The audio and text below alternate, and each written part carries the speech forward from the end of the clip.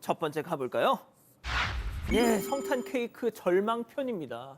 크리스마스 하면 케이크죠. 근데 쉽지 않습니다. 제보 사진 만나보시죠. 자, 먹음직큼직한 딸기가 한가득. 어머, 이건 사야 돼 하고 진짜 샀죠? 뾰로롱. 사이즈가 작아진 건 둘째치고 뒤로 돌려봤더니 반쪽짜리 아까 그 먹음직 딸기 어디 간 거? 게다가 듬성듬성하기까지 완전 절망 그 잡채. 아니, 박 변호사님. 네. 딸기 밀도야 그렇다 쳐도 어떻게 반쪽짜리 딸기를. 서운합니다. 저 너무 서운하거든요. 앞에서 봤을 때는 한쪽으로 보이지만 뒤로 돌려보면 반쪽짜리 딸기. 많이 서운하고요. 사실은 이게 프랜차이즈 제과점 빵집이기 때문에 아하. 상당히 믿고 주문을 한 거고 어허. 크리스마스 저거. 아주 특별하게 만든 윤기 주르르 흐릅니다. 저 윤기까지는 안 바릅니다. 그렇죠. 딸기 하나 온 거 하나 줘야죠. 비싸지는 않잖아요. 홍보 사진하고 비주얼이 너무 차이가 나는 게 충격을 받았다고 하고요. 여긴 딸기가 또 2층이잖아. 2층에다가 저게 반쪽입니까? 아이고야, 이건 이까지는 그래도 여기도 2층. 그나마 뱅글뱅글 돌리면 이 모양새거든요. 이게 무려 43,000원이라고 합니다. 그래서 얼마요? 43,000원이요. 아, 그래서 너무 놀랐고 너무 달라서 충격받았고 이 소비자 입장에서 기만당했다는 느낌을 받았다고 합니다. 자, 그런데 이런 해프닝 철마다 이 논란이 되고 있지 않습니까? 예, 또 다른 케이크 지금 문제인데 이것도 마찬가지로 서운합니다. 굉장히 서운합니다. 또 다른 국내 프랜차이즈 카페에 이제 케이크가 지금 논란이 되고 있는데요. 한 유튜버가 올린 케이크 리뷰 영상에 따르면 해당 제품은 국내 프랜차이즈 카페와 이 글로벌 콘약 브랜드가 협업한 시즌 한정 케이크라고 합니다. 사전 예약을 통해서만 구매가 또 가능하고요. 판매 가격은 무려 42,000원입니다. 자, 그런데 실제 케이크를 열어보니 케이크 위에 있는 술병 모양의 초콜릿 내부는 뻥 뚫려 있고요. 옆면도 저렇게 영상에서 나오는 것처럼 뻥 뚫려 있습니다. 자, 그리고 옆면도 실제 초콜릿이 아닌 초콜릿처럼 보이게 제작된 띠지로 둘러져 있는 거예요. 예, 해당 리뷰 영상을 본 누리꾼들은 저 가격의 퀄리티가 아닌 것 같다, 과장 광고다 등의 실망스럽다는 반응이 줄을 이뤘습니다. 그렇군요. 예, 좋습니다. 다음 이어가죠. 알바생의 배신입니다. 자, 이른 아침 중국집에서 벌어진 황당한 사건 제보 영상 만나보시죠. 살금살금 카운터로 들어오는 저 남성, 허리를 숙인 채 말이죠. 힐끔힐끔. 자, 바로 조심스럽게 서랍을 슬쩍. 자, 5만 원짜리 현금을 덥석 인마이 포켓을 합니다. 자, 그리고 한 번 더 기어이 그 서랍 바닥을 보고야만 하는데요. 자, 모자를 뒤집어 쓰더니 저렇게 사라집니다. 자, 그런데 그 또 찾아온 저 도둑놈, 다시 서랍장을 열어보지만 오늘은 없네. 자, 그렇다면 플랜 B, 돈통을 열어서 현금을 쓱쓱. 마지막까지 서랍장 확인 후 다시 열어보고 사라집니다. 아니, 저렇게 가져간 현금이 무려 500만 원가량이라는데 도대체 저 도둑은 어떻게 왔던데 또 온 거? 저 도둑이 왔던데 또 온 것도 그런 건데 저 정체가 좀 그렇습니다. 6개월 동안 제보자 식당에서 아르바이트를 했던 20대 남성이었습니다. 제보자는 서울에서 중국집을 운영하고 있는데요.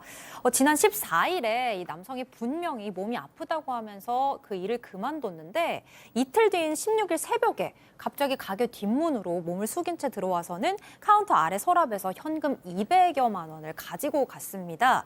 제보자에 따르면 당시 아침 그 시간대라서 주방에만 사람이 있고 카운터 쪽에는 사람이 없는 시간대였다고 해요. 아마도 그 점을 노리고 범행을 한 걸로 보입니다. 평소에 재료 구입 등에 사용하기 위해 보관해둔 돈을 가져갔다고 하고요. 그리고 이로부터 이틀이 지나고 18일이 돼서야 제보자가 부모님 선물을 사려고 현금을 찾다가 이 절도 사실을 알게 됐습니다.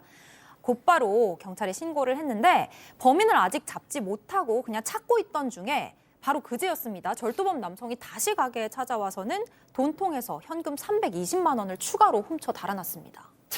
사장님 믿는 도끼에 발등을 찍혔네요. 네, 그렇습니다. 그래서 또다시 경찰에 신고했는데 아직은 본격적으로 수사가 시작되지는 않은 상황이라고 합니다. 그런데 이 남성이 일을 시작할 때 작성했던 근로계약서에 있는 집 주소는 허위였다고 해요. 그리고 지금 휴대전화로 연락을 해도 통신비가 미납돼서 연락이 안 되고 있다고 합니다. 그 아르바이트를 할 때 본인이 할머니와 둘이 살고 있다라고 얘기를 해서 굉장히 배려를 많이 해주셨대요. 그리고 뭐 막 무단 결근을 하기도 이랬는데 그때마다 뭐 할머니가 편찮으시다 뭐 이런 식으로 얘기를 했다라고 합니다. 이렇게 뭐 할머니가 편찮으시고 쓰러지고 이렇게 얘기를 하니까 봐주실 수밖에 없었는데 그렇게 믿었던 사람한테 배신을 당해서 더 마음이 아프다고 하셨습니다. 그렇군요. 좋습니다. 다음 이어갑니다. 자, 야밤의 산타처럼 출몰입니다.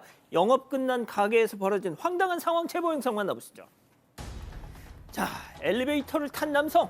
자, 몸도 못 가는 채 왔다 갔다 띵 엘베 열리자 접이식 문을 파. 자, 가게 안을 또 자 휘젓고 다니는 것 좀 보세요. 자, 옥상에도 왔다 갔다 한참을 저렇게 휘젓고 다니더니 바로 그때 삐삐삐 경보 울리자 갑자기 옥상 난간으로 돌진합니다. 자, 난간을 넘어서 도망가려다 아차차 여기 5층이었지 다시 돌아옵니다. 하지만 출동한 보안요원에 이끌려서 강제 귀가 조치를 당했다는 것. 자, 5층인 걸 알고 스톱했던 거 보면 제정신이었네. 그렇죠. 이 제보자 서울 홍대 근처에서 드레스샵을 운영하고 있는 사장인데요.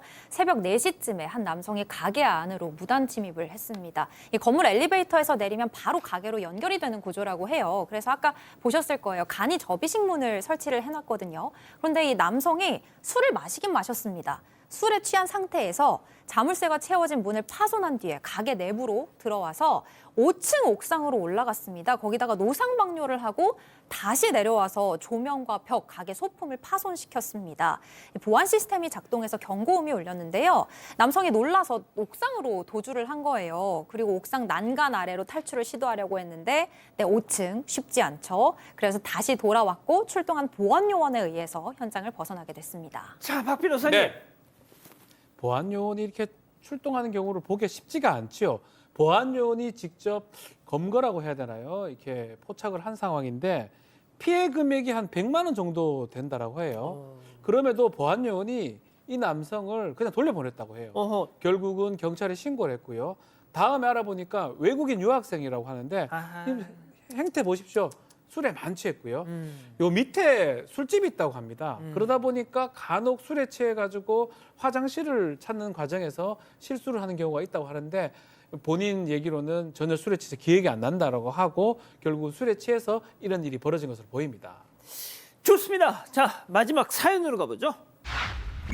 나중에 둘이 오세요. 자, 집단 지성의 판단을 받아보고 싶으시다면서 제보해 주신 사연 함께 들어보시죠. 안녕하세요. 저는 지방에 살고 있는 50대 미혼 여성입니다. 저는 일주일에 한 번 맛집 탐방을 하는 즐거움으로 주말을 보내고 있는데요.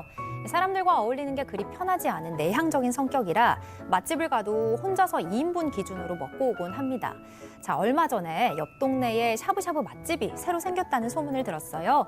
건강도 챙길 겸 채소를 좀 많이 먹고 싶어서 기대를 가지고 식당을 찾았습니다. 어서 오십시오.